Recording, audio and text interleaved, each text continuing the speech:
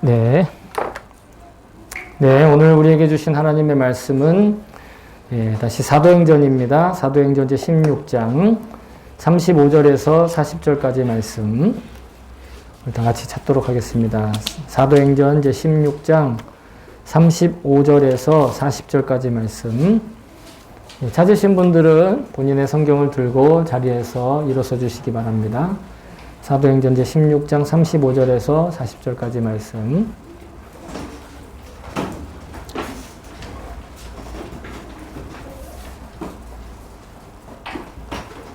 그럼 다 같이 됐나요? 다 같이 우리 받들어 읽도록 하겠습니다. 시작. 날이 새니 치안관들은 부하들을 보내어 그 두 사람을 놓아주라고 명령하였다. 그래서 간수는 이 말을 바울에게 전하였다. 치안관들이 사도님들을 놓아주라고 사람을 보냈습니다. 그러니 이제 나오셔서 평안히 가십시오. 바울이 그들에게 말하였다. 치안관들이 로마 시민인 우리를 유죄 판결도 내리지 않은 채 공경하니 때리고 감옥에 가두었다가 이제 와서 슬그머니 우리를 내놓겠다는 겁니까? 안 됩니다. 그들이 직접 와서 우리를 석방해야 합니다. 관리들이 이 말을 치안관들에게 전하니 그들은 바울과 실라가 로마 시민이라는 말을 듣고서 두려워하였다. 그래서 치안관들은 가서 그들을 위로하고 데리고 나가서 그 도시에서 떠나달라고 청하였다. 두 사람은 감옥에서 나와서 루디아의 집으로 갔다.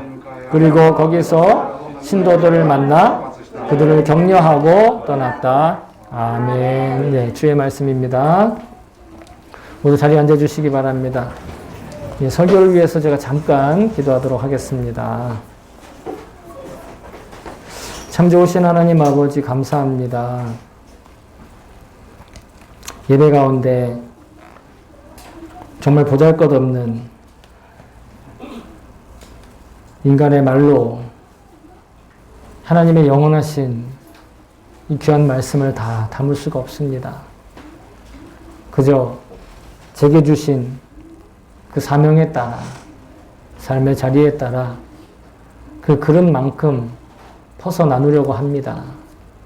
주님 친히 역사하여 주셔서 제 안에 계시는 그 하나님께서 그 성령님께서 이 자리에 모인 우리 성도들 성령들 안에 계시는 성령님과 동일하신 성령님임을 믿습니다.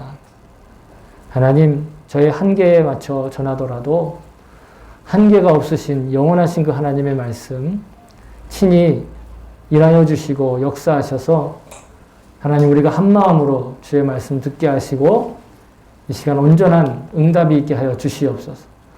성령이 불과 같이 내리는 그런 시간 되게 하여 주시옵소서.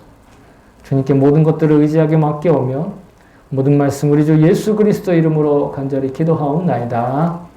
아멘. 할렐루야. 네, 주님을 찬양합니다. 우리가 할 것은 주님을 찬양하는 일밖에 없습니다. 오늘은 일본어에는 없는 사자성어라서 제가 일본어 그 제목과 우리나라 제목이 조금 길이가 다른데 사필귀정이라고 하는 제목으로 은혜를 나누려고 합니다. 다시 사도행전으로 돌아왔는데 우리가 지난주에는 추수감사주의를 우리 교회가 지키면서 그에 맞는 본문으로 같이 은혜를 나누었습니다. 지난주 말씀을 잠깐 단 한 줄로 요약해 보자면 이런 겁니다. 감사를 하면 믿음의 나무가 자라고 믿음의 나무가 자라면 감사의 열매가 맺혀집니다. 이것을 신앙의 선순환이다. 저는 그렇게 표현하고 싶습니다. 모든 일들이 악순환되는 일들이 참 많은 이 세상인데 우리의 믿음만큼은 또 우리의 신앙만큼은 감사와 믿음의 나무와 열매로 선순환되기를 주의 이름으로 축복합니다. 자, 오늘은 지지난주에 이어서 사도행전 16장 후반부를 같이 그 후반부에 있는 내용들을 같이 나누면서 은혜를 나눕니다. 지지난주에 어떤 내용이 있었냐면 바울과 실라가 억울하게 감옥에 갇혔는데 그들이 감사와 찬양을 함으로 그곳에 지진이 일어나고 모든 감옥의 문이 열렸어요. 그런데 도망가지 않고 그 자리에서 하나님의 일하심을 기다렸더니 간수가 그 감옥 문이 다 열린 것을 보고 자기 이제 끝났다. 자기 이제 모든 것들이 다 완전히 끝났구나 생각해서 인생도 끝내려고 했는데 그곳에서 바울과 실라가 그렇게 하지 말라고. 그 생명을 구원하고 생명만 구할 뿐만 아니라 복음을 전하고 그의 가족과 그의 인생 전체를 영생으로서 구하는 그런 일들이 있었습니다. 그래서 그 가족들이 다 함께 세례받고 기뻐서 바울과 실라 두 사람에게 아주 극진한 그 식사 대접을 하고 아주 기쁨을 나눴죠. 그런데 오늘 있는 말씀의 분위기는 그 간수의 집에서 일어난 일이 아니라 다시 감옥에 돌아와서 일이 진행되었다라는 것이. 감옥에게, 감옥에 갇혀있는 사람을 풀어주라고 하는데, 간수의 집에 가서 말을 했겠어요? 간수가 일하고 있는 그 직장에 가서 일을 했겠죠. 어제 있었던 일에 대해서. 우리, 치안관들은 알지 못하니까. 그러면 사람들은 의아하게 생각합니다. 아니, 갑자기 왜 그렇게 해서 그들이 풀려난 거와 마찬가지인데, 그 간수의 집에서 일이 일어나지 않고 감옥에서 일이 일어났는가? 우리는 쉽게 예측할 수 있어요. 어떤 것을 예측하느냐? 여러분, 바울이 그날 밤에 지진 나고 옥문이 열렸을 때 도망가려면 얼마든지 갈 수 있었는데 도망가지 않았던 이유는 바로 하나님의 인도하심을 구했기 때문에 그런 거예요. 그 하나님의 인도하심을 따라서 그가 도망가지 않고 간수의 생명을 구했어요. 간수의 인생을 구했습니다. 근데 그 자리에서 간수가 자 이제 사도님들 내가 책임질 테니 그냥 알아서 가세요 한다고 갈 사람들이 아니죠. 왜? 뻔히 자기들이 감옥에 있다가 없으면 이 사람이 분명히 책임을 지고 대신 벌을 당할 걸 바울과 실라는 알고 있었거든요. 그러니까 사실은 바울과 실라가 다시 제 발로 감옥에 들어갔다는 게 말이 되는 거예요. 감옥에 갇힐 이유가 없는데 바울과 실라는 순리를 따라서 감옥에 다시 자기 발로 들어간 거예요. 그런데 어떤 이유인지 알지 못하지만 치안관들이 갑자기 그 바울과 실라를 풀어주려는 거예요. 그리고 그 치안관들이 자기의 부하들을 시켜서 이 감옥에 있는 간수에게 와서 어제 잡혀왔던 그 유대인들 풀어줘라. 간수의 마음이 얼마나 기뻤겠어요? 자기의 생명도 구하고 영혼도 구했던 사도들을 다시 풀어줄 수 있는. 그래서 기쁜 마음으로 가서 사도님 풀어주랍니다. 석방하랍니다. 자기 나름은 기쁜 소식을 들고 갔는데 이게 웬걸요?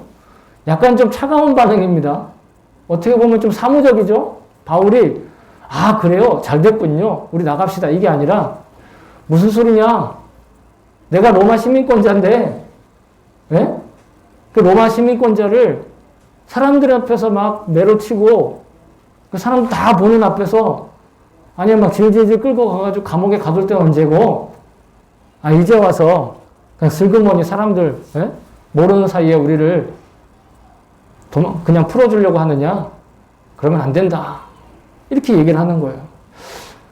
사도 바울의 태도가 좀 이상하긴 합니다만, 여러분 이곳에서 우리가 이 땅을 살아갈 때 때로는 바울처럼 때로는 실라처럼 억울한 일을 당하고 복음을 믿는 사람으로서 그리스도인으로서 정말 바르게 살려고 할 때 오히려 우리가 원하지 않던 예상하지 않던 일들을 만났을 때 태도를 배울 수 있는 줄로 믿습니다. 원래 바울은요, 자기가 로마 시민권자인 것을 처음부터 얘기하지 않았어요. 그들을 속이기 위해서 그랬을까요? 그렇지 않아요. 바울에게 있어서 로마 시민권은요, 그다지 자기에게 있어서 자기의 정체성을 내세울 만한 그런 권리가 아니었던 거예요. 그러나 보통은 로마 시민권이라고 한다면, 로마 시민권을 가지고 있다면, 이게 대단한 권세를 가지고 있는 거예요, 당시로서는.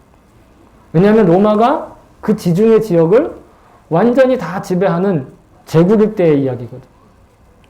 그래서 로마 시민들은 어디를 가든 로마 시민권을 가지고 있다는 증거를 가지고 있으면 뭐든지 다 할 수 있는 거예요. 무슨 자유도 누릴 수 있는 거예요.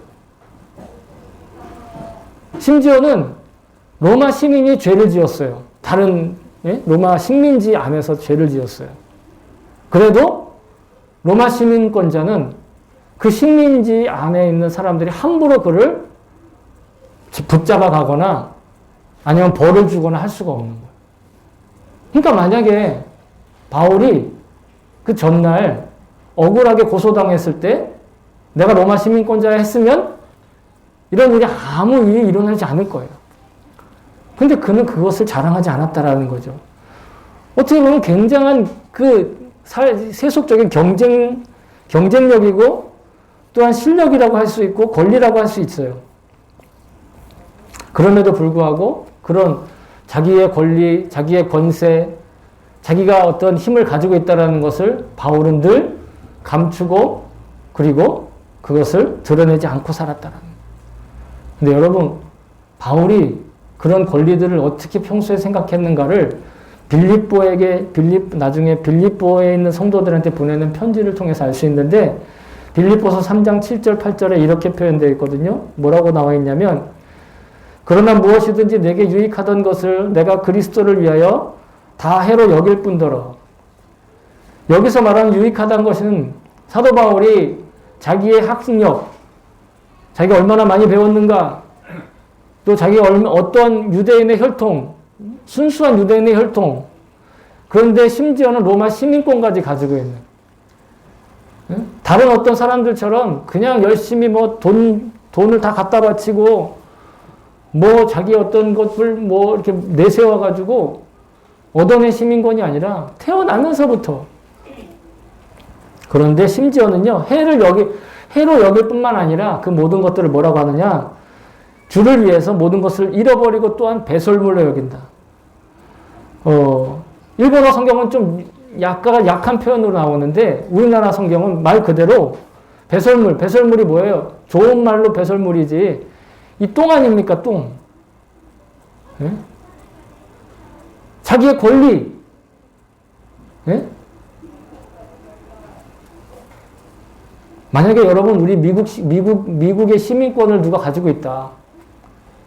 전 별로 부럽진 않은데 어떤 분은 그 미국 시민권을 갖는 게 평생의 소원인 분도 있더라고요. 어떤 예화를 들었는데 그래서 몇 년을 걸쳐가지고 그 미국 시민권을 따기가 그렇게 힘들다고 그럽니다. 거기서 태어나기 전에는. 그래서 미국 시민권을 따가지고 그 증서가 나온대요. 그 증서가 있겠죠. 그걸 카피를 해가지고, 그러니까 일단 카피를 해서 카피본을 이 사진 액자에 딱 넣어가지고 자기 거실에가 다 이렇게 걸어놓고 자랑하시는 분도 계시다고 하더라고요. 그게 얼마나 고생스럽게 땄으면. 그런데 여러분, 미국의 시민권도 그 정도인데 사실은 로마 시민권은요, 그거 비교할 수 없는 권리예요, 사실은. 만약 우리에게 그런 권리가 있다, 그런 권세가 있다, 얼마나 자랑하겠어요. 그게 얼마나 내가 고생해서 땄다고 사람들한테 간증하겠어요. 성공 사례로 막 말하고 싶지 않겠어요? 근데 바울은 그것이 그저 자기가 화장실 들어갔다가 몸에서 나온 그 배설물과 같게 여겼다라는 거예요. 그러니까 그 전날 억울하게 옥살이 할 그런 상황에 처했어도 내가 로마 시민권이다 한마디면 되는데 그 한마디를 안 한 거예요. 왜? 그것이 나에게 자랑거리가 아니고 내가 누릴 권리가 아니라고 생각하기 때문에. 그런 바울이었다라는 거죠. 이처럼 우리도 사실은 그런 권리가 있건 없건 상관없이 그냥 평범하게 살아가는데도 참 억울한 일들을 많이 당할 때가 있어요. 부조리하고 불리한 상황에 갑자기 맞닥뜨리게 될 때가 있어요. 예? 예를 들면 내가 하지도 않은 말을 했다고 막 이야기를 하고 다니는 거예요. 내가 하지도 않은 말인데 그 사람이 그렇게 얘기했대. 또 물론 작은 잘못을 했어요. 그런데 그게 막 어마어마한 큰 죄인 것처럼 막 이렇게 막 사람들에게 소문내는 그런 경우도 있죠. 아니, 급하다고 해서 돈을 빌려줬어요. 예? 정말 어렵게 융통해서 돈을 빌려줬는데 나중에 보니까 나보다 훨씬 더 넉넉한 형편에서 그냥 내가 빌려준 그 돈에 대해서는 전혀 생각지 안 하고 그냥 살아가는 그런 얌체 같은 사람도 있죠. 우리 속담에 물에서 건져줬더니 뭐 달라고 한다고요? 보따리 내놓으라고 한다고. 예? 급한 불 꺼줬더니, 급한 거를 해결해줬더니 오히려 보따리를 내놓으라고 하는 그런 부조리하고 불의한 상황이 여러분 겪을 수가 있죠. 겪는 분들이 많을지도 몰라요. 특별히 이 외국에서 외국인으로 살다 보면 그런 경우들이 얼마나 많을까요? 근데 여러분, 성경은요, 우리 인류의 타락 이후에 이미 이 세상은 공평하지도 않고 정의롭지도 않다라고 분명히 말하고 있어요. 전도서 3장 16절에 보면 전도자, 지혜로운 자가 말합니다. 내가 해 아래서 보건대 재판하는 곳 거기에도 악이 있고 정의를 행하는 곳 거기에도 악이 있도다. 여러분, 말도 안 되는 거예요. 재판하는 일에 악이 있다라는 거예요. 정의를 행한다고 하면서 악을 행한다라는 거예요. 이게 이 세상의 속성이라는 겁니다. 타락한 세상의 본성이라는 거예요. 그러니까 우리가 살아가고 있는 곳에 이미 악한 일들이 벌어지고 억울한 일들이 벌어지고 부조리한 일들이 벌어지고 불의하고 부당한 일들이 발생하고 있다는 거예요. 그러면 우리가 이 세상 정말 살 가치가 없구나. 그런 상황 속에서 내가 조금이라도 손해보지 않으려면 이렇게도 해야 되고 저렇게도 해야겠지. 분명히 그런 생각이 들겠지만 여러분, 그래서 오늘 우리의 말씀의 제목이 필요한 거예요. 사필귀정. 모든 일들은 반드시 정의로운 곳으로 흘러가게 되어 있다는 거예요. 누가 그렇게 하신다? 하나님이 그렇게 하신다는 거예요. 하나님이 믿지 않는 사람들도 사필귀정을 생각하면서 그 부조리한 것들에 대항하는데 하나님께서 반드시 그 일을 하신다라는 거예요. 왜냐? 하나님의 나라와 하나님의 뜻이 이 땅에서 반드시 현실이 되어서 그 모든 부조리한 것과 불의한 것과 악한 것과 정의롭지 못한 것들을 다 심판하실 때가 온다는 거예요. 사도 바울은 실은 잠깐이나마 그 사필 규정에 하나님이 오늘 올바른 것으로 인도하신 것을 잠깐 경험한 것이에요. 바울과 실라에게는 불의한 일이 일어난 겁니다. 부당한 일이 일어난 거예요. 그런데 그는 끝까지 하나님의 뜻을 기다렸고 하나님의 하실 일을 바라고 있었어요. 마침내 그 일이 나타난 겁니다. 그래서 바울과 실라는 불의하고 부조리한 태도에 그 치안관들의 바로잡을 그 기회를 하나님이 주셨구나라고 알 수 있었다라는 것이죠. 처음에 자신들이 감옥에 갇힐 땐 만약에 로마의 시민권이라는 이 세속적인 권한을 사사를 사용했다면 그러면 하나님이 그 모든 것들을 올바로 이끄시고 그 모든 것들을 심판하시고 갚아주신다라는 걸 그들은 그들의 삶의 체험을 통해서 알 수가 없었다라는 거죠. 우리에게 그러한 일들이 일어날 수 있다라는 겁니다. 부조리한 일이 일어날 때, 불의한 일이 일어날 때, 억울한 일이 일어날 때 그것을 보고 그저 한탄하기만 하고 낙심하기만 하고 절망하기만 할 것이 아니라 그 일을 어떻게 바로잡아 가시는지, 하나님이 그 일을 어떻게 바로잡아 가실지를 기대하고 소망하는 것, 여러분, 그것이 우리 그리스도인들의 진정한 능력이 되는 줄로 믿습니다. 그때 하나님이 바로잡아 주신다는 거예요. 직접 바로잡아 주신다는 거예요. 바울과 실라는 자신의 석방을 위해서 그 권력과 실력을 이용한 게 아니에요. 그들의 삶의 목적은 감옥에서 벗어나는 것이 아니었어요. 그 감옥에서 풀려나는 게 그들의 삶의 목적이 아니었다라는 거예요. 그들의 삶의 목적은 하나님 나라가 이 땅에 완성되는 거예요. 복음이 세상 끝까지 전해져서 하나님의 나라가 이 땅에 온전하게 세워지는 것. 여러분, 그것이 그들의 삶의 목적이었고 오히려 그들의 손에 있었던 실력, 그들의 손에 있었던 경쟁력, 권리, 권세, 이것은 그 하나님 나라를 위해서 그저 도구로 쓰임받는 하나의 정말 말 그대로 도구에 불과한 것으로 그렇게 여겼다라는 거예요. 그러니까 그 도구를 언제 쓸지, 그 도구를 언제 활용할지를 늘 주목하고 있었다라는 거죠. 늘 생각하고 있었다라는 거예요. 로마의 시민권으로 자기네들이 풀려날 것을 쓰지 않고 오히려 풀려날 기회가 왔을 때 그 로마의 시민권을 통해 하나님의 정의와 하나님의 공의를 세우는데 그것에 활용할 수 있었다라는 것이죠. 사람들은 인생을 살면서 아까 말씀드렸던 이런 실력, 이런 경쟁력, 이런 것들을 갖추려고 하고 그거 따내려고 애쓰고 노력합니다. 뭐 아까 예를 들었던 미국에 살면서 미국 시민권을 따는 것, 그거 얼마나 큰 능력이고 실력이겠어요. 특히 부모들은 자녀들을 양육하는데 이런 많은 투자를 하죠. 젊은이들은 자신의 경제적인 가치를 높이기 위해서 또 노력합니다. 뭐 연로하신 분들이라고 그런 게 없을까요? 다 있어요. 모든 세대, 남녀노소를 불구하고 세상에서 정말 자기가 자기의 어떤 불리함, 또 불리함을 벗고 유익함을 위해서 그런 실력과 경쟁력을 갖추기 위해서 애쓰고 있지 않겠습니까? 근데 여러분, 그런 실력과 경쟁력을 사실은요, 하나님이 우리에게 다 주셨어요. 하나님이 우리가 이 땅에서 이 세속적인 삶을 정말 경쟁력 있고 실력 있게 살 수 있도록 우리에게 맡기신 것들이 있어요. 자신의 재능과 같은 것들, 자기에게 주신 능력들, 이런 것들이 있습니다. 자, 여러분, 그림을 하나 보여드리겠습니다. 제일 윗줄에 뭐라고 써있냐면은, 모세야, 내 손에 있는 것이 무엇이냐?